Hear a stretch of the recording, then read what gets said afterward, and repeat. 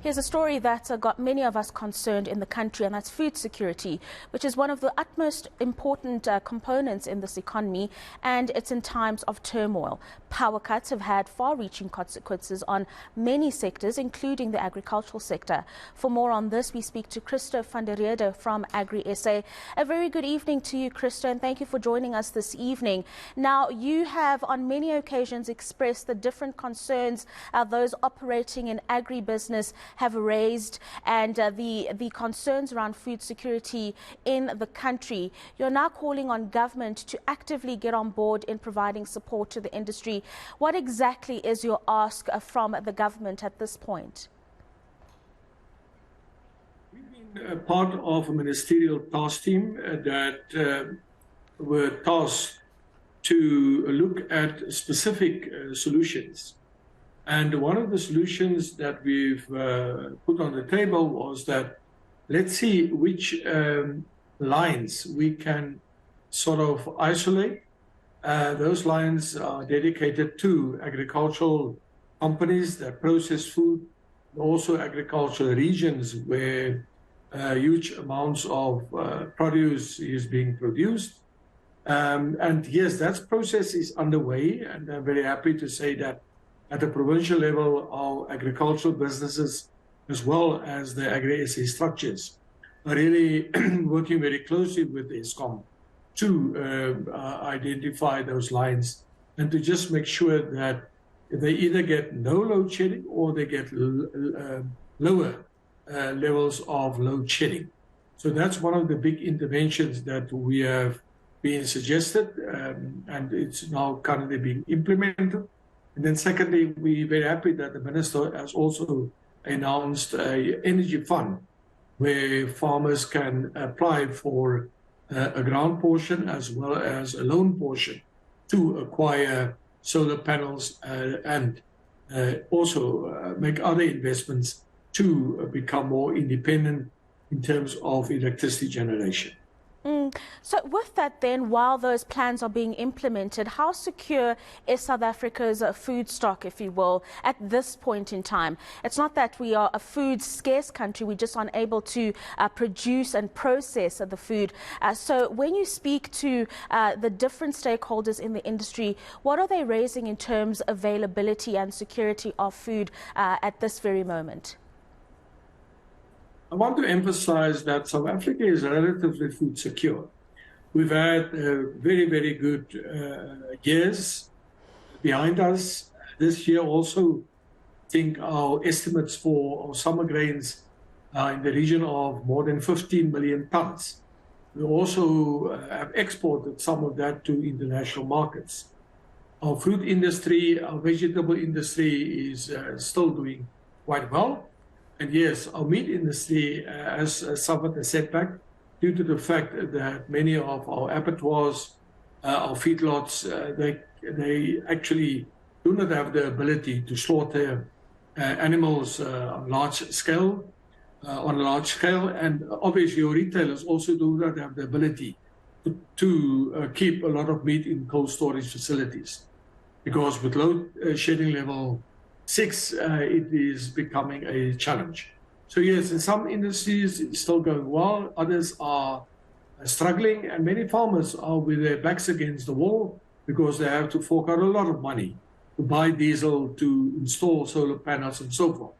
So in general, we're food secure, but if this load shedding level 6 continue, and if it's going to get worse over time, it's certainly going to have a negative impact on the agricultural industry. That is not an idle warning. It's something that we're already experiencing in some areas, in some commodities and so forth. And that's why the agricultural sector has taken the necessary steps to put measures in place, especially when it comes to a worsening crisis. And those, hopefully, working together with a lot of other stakeholders is now of critical importance, just to, when we find ourselves in a situation with even worsening load shedding levels, or even in the case of a total blackout, then at least we can still continue to feed the country. Yeah, and I mean, there have been a lot of conversations about a national grid collapse at some stage if the appropriate action is not taken and not taken immediately. And you've alluded to some other concerns around farmers and the wide-scale looting and the raiding that could happen as a result. Are you having conversation with law authorities in this regard to make sure that the agricultural land that feeds the nation would be protected in such an instance? What I want to emphasize of critical importance is the maintenance of law and order. You recall last year the agriculture sector met over 2 days with Minister Chele, our National Minister of Police. We've also met with all the senior police officers. It was a 2-day workshop that was held around the implementation of the Rural Safety Plan. And the Rural Safety Plan makes provision for effective policing, also the implementation of a reservist system, also for the implementation of effective court procedures so that people that are guilty of these misdeeds do get punished. Unfortunately, I must really express my disappointment in the fact that our police minister, together with our national police officers, are really not at the table when it comes to the implementation of these plans. South Africa has this ability to come up with the most beautiful and most exciting plans. But when it comes to implementation, we fail miserably. So my appeal really tonight is let us ensure that law and order is maintained, even if there's a complete grid collapse. And secondly, let us implement the Rural Safety Plan that was agreed to during our 2-day workshop. And then thirdly, let us make sure that we support the agricultural sector with the necessary assistance so that we protect our farms, we protect our workers, we protect rural communities, and that we keep the food supply system open. Because you cannot have a situation where roads, again, are blocked, where our rail and our ESCOM networks are being vandalized to the extent that it completely crashes to the ground. We've seen what has happened here in Pretoria in the city of Tshwane recently.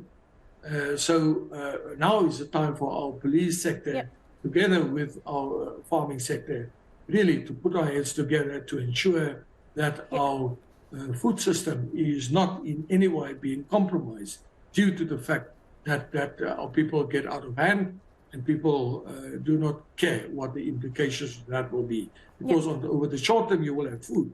But over the long term, we will really have a massive challenge on our hands if we cannot get food to markets and if food production is compromised in any way. No, thank you very much for those insights, Christo van der Rheede from Agri SA joining us this evening to discuss concerns around food security. And that's all your business for now. We will be back in the next bulletin speaking to the CEO of Netcare, Richard Friedeland-Sally, and we're going to speak about their results, but also the healthcare sector in the country. And the interesting thing is that there's been a spike in the need for mental health care in the country. So